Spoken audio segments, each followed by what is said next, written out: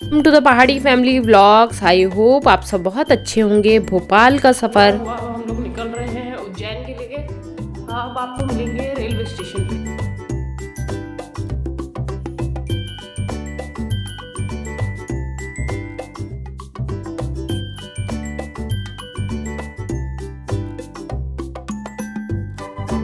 हम पहुंच चुके हैं रेलवे स्टेशन, जहां से हमें उज्जैन की ट्रेन लेनी है। इसका नाम है हृदयराम नगर रेलवे स्टेशन। यहां से हम लोगों को महाकाल के दर्शन के लिए निकलना है। आपको मिलते हैं उज्जैन।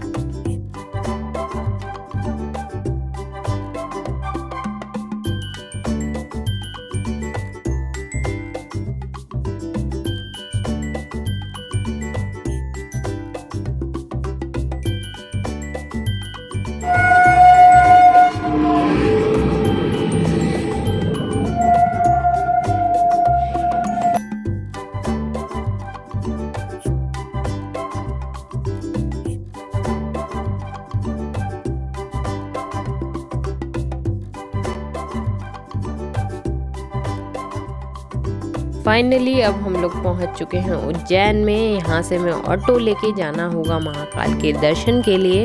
ये 50 रुपए का ऑटो हमें यहाँ पे लगा है। चलिए आपको भी ले चलते हैं महाकाल के दर्शनों के लिए। हमें भी नहीं पता है वहाँ पर वीडियोग्राफी या फोटो अलाउड है या नहीं है, लेकिन फिर भी जितना हो पाएगा हम लोग आपको दिखाने की कोशिश करेंगे। आइए अब हम मिलते हैं सीधे मंदिर में।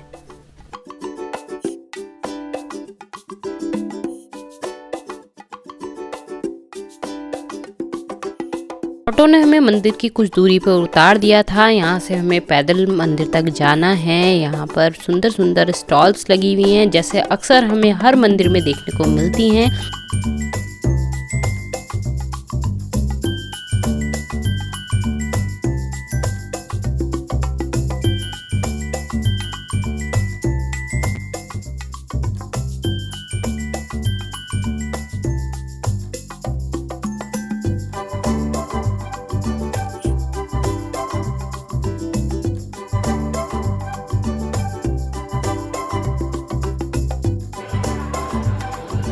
आप लोगों को भी अच्छा लग रहा होगा। बहुत ही जल्दी हम मंदिर तक पहुंच जाएंगे।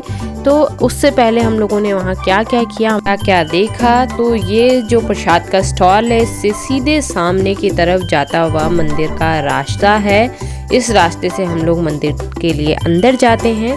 यहाँ पर फूल और प्रसाद आप एक ही जगह से लीजिए, क्योंकि अगर आप किसी और जगह से फूल ले लेंगे और किसी और जगह से आपको प्रसाद लेना होगा तो सबके रेट अलग अलग हैं। यहाँ पर 5 रुपये से 10 रुपये तक का फूल मिल जाता है, साथ ही में 100 रुपये का प्रसाद मिलता है। डेली आता है भैया फूल? संतोष मेवाड़ा। संतोष मेवाड़ा। भैया जी से हम लोगों ने प्रसाद लिया। उसके बाद हम लोग मंदिर की तरफ चले गए और यहाँ पर हमने जो बैग वगैरह होते हैं वो भी यहीं पे छोड़ दिए थे।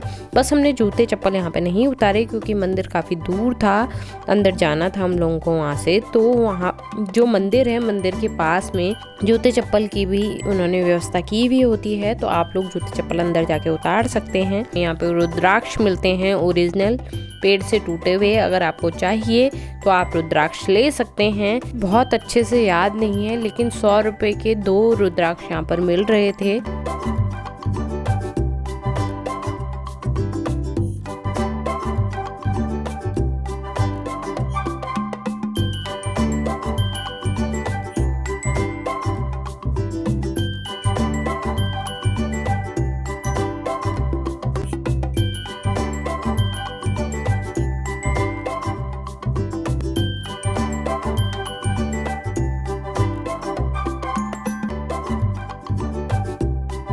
हम मंदिर के पास पहुंचने ही वाले हैं। यहाँ पर उन्होंने डोरमेट टाइप का लगा रखा है। जो लोग नंगे पैर आते हैं उनके लिए, उनके पैरों में कुछ चुभ ना जाए, इस वजह से उन लोगों ने ये सब लगाया हुआ है। ठीक जैसे आपने देखा कि बगल में जूते रखने की सुविधा भी है। महाकाल के प्रवेश का समय 6 बजे सुबह से 9:30 बजे रात्रि तक का है। तो आप इस बीच कभी भी आ सकते हैं। वैसे तो कहा जाता है कि यहाँ पर भस्म आरती का बहुत ही महत्व है। भस्म आरती का सुबह का समय जो था वो निकल चुका था, लेकिन शाम को जो भस्म आरती होने वाली थी तब तक हम लोगों को फिर वापस निकल निकलना था, तो हम लोगों ने स्मारती नहीं देखी, लेकिन नेक्स्ट टाइम जब हम जाएंगे तो ज़रूर देखेंगे। अभी आप देखिए आगे आगे मंदिर में है क्या, बाहर से बहुत सुंदर बना हुआ है और अंदर भी बहुत साफ़ सुथरा, यहाँ अंदर भी जूते रखने की सुविधा है और काफ़ी सुंदर है दिखने में।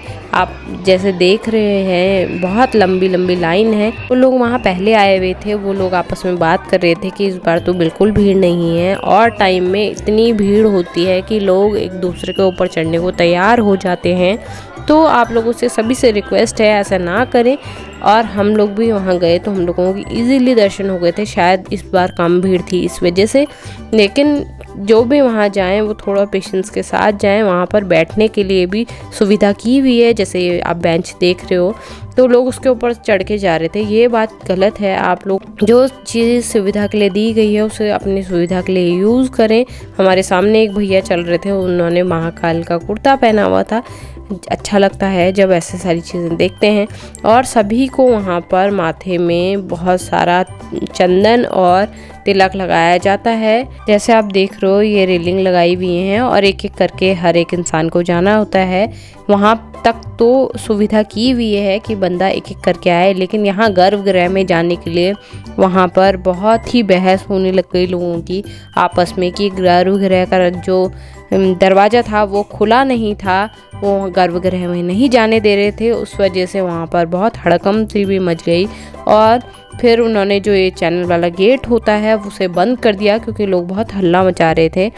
इस और भीड़ देखिए आप पीछे इतनी ज़्यादा हो गई थी कि सांस लेने तक की जगह नहीं हो रही थी, लोगों को चक्कर आने लगे थे। 2 बजे करीब गर्भगृह खुल गया और हमें दर्शन करने को मिला। बस यहीं तक हम लोगों का वीडियो बनाना अलाउड था। उसके बाद जो गली है जहाँ नीचे आप देख रहे हैं जाने का रास्ता है, वहाँ आपको वीडियो बनाने नहीं दिया जाता है। आप देख सकते हो अंदर महाकाल के हमें दर्शन हो गए हैं यहीं से। अब हम नीचे जाके दर्शन करेंगे। आपके लिए हमने ये एक छोटी सी वीडियो बनाई है। आई होप आप सबको भी पसंद आ रहा होगा, आप लोगों को भी अच्छा लग रहा होगा। महाकाल के दर्शनों के लिए इस तरीके से रोज़ सुबह महाकाल को तैयार किया जाता है। महाकाल के दर्शन होते हैं रोज़ सुबह सुबह भस्म आरती के बाद। डेली उनको अलग अलग तरीके से तैयार किया जाता है और काफ़ी सुंदर दिखते हैं जब महाकाल तैयार हो जाते हैं उसके बाद। अब इसके बाद सीधे हम आपको मंदिर के बाहर मिलेंगे दर्शन करने के बाद।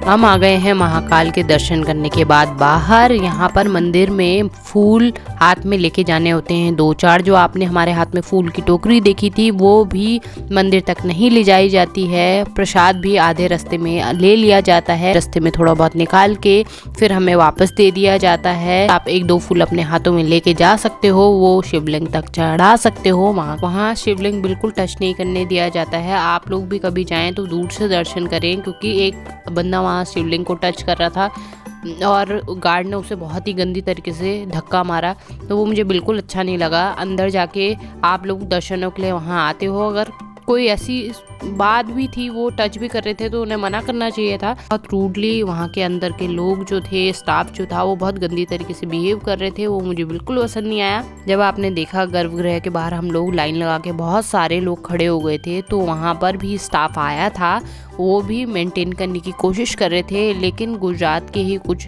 पंडित लोग थे जो वहाँ पर बदतमीजी करने लगे और वो स्टाफ वहाँ पर ताला लगा के उसके बाद गेट पे चला गया।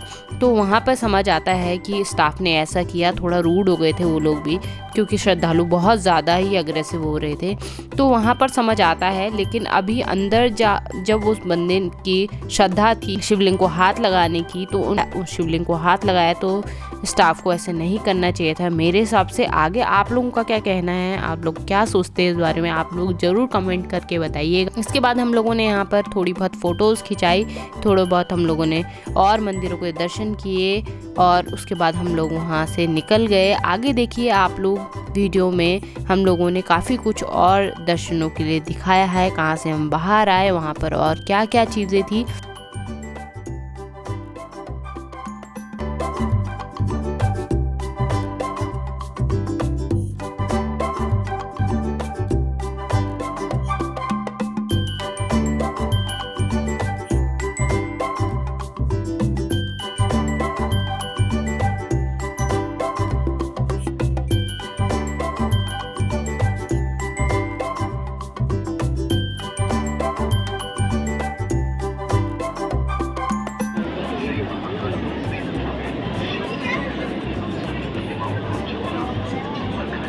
हमको दर्शन हो गए हैं और हमारे दर्शन के बाद यहाँ लगी है बहुत ज़्यादा भीड़। मुझे लगता नहीं शाम तक इनके दर्शन हो पाएंगे क्योंकि अंदर बहुत ज़्यादा भीड़ थी और जिस वजह से हम लोगों के भी दर्शन बस चलते फिरते हुए हैं। यहाँ पर आना इतना आसान है लेकिन दर्शन उतने ही ज़्यादा मुश्किल है क्योंकि यहाँ पर दर्शनार्थियों की बहुत ज़्यादा भीड़ होती है, दर्शन करने वालों की ज़्यादा बहुत भीड़ होती है। इस वजह से जो दर्शन है वो बहुत आसानी से हो नहीं पाते। तो आप जब यहाँ पे आएँ तो पेशेंस लेके आएँ, पेशेंस के साथ आएँ क्योंकि अंदर जब हम लोग भी दर्शन कर रहे थे तो वहाँ बहुत धक्का मुक्की हो रही थी।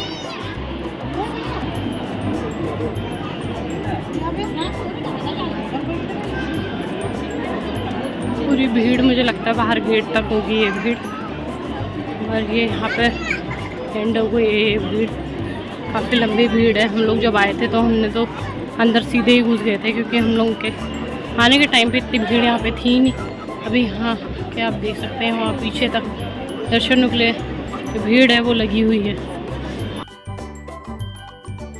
अगर आपको मेरा ये ब्लॉग पसंद आ रहा है तो प्लीज़ लाइक शेयर सब्सक्राइब करना ना भूलें। साथ ही में बेल आइकन दी हुई है उसे प्रेस करें जिससे सबसे पहले नोटिफिकेशन आपको मिल सके और आप मेरे सारे ब्लॉग्स को एंजॉय कर सके। कल फिर मिलते हैं एक नए ब्लॉग के साथ। तब तक के लिए स्वस्थ रहें, मस्त रहें, प्यार बांटते रहें। कल का ब्लॉग होने वाला है मथुरा का।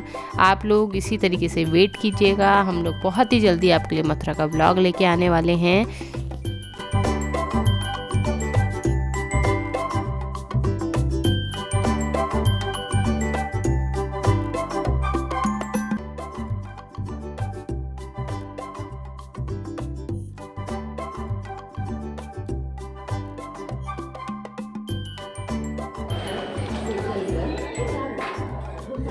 रात 10:55 का टाइम है। हम लोग भोपाल पहुँच चुके हैं। यहाँ से हमारी मथुरा की अब ट्रेन है।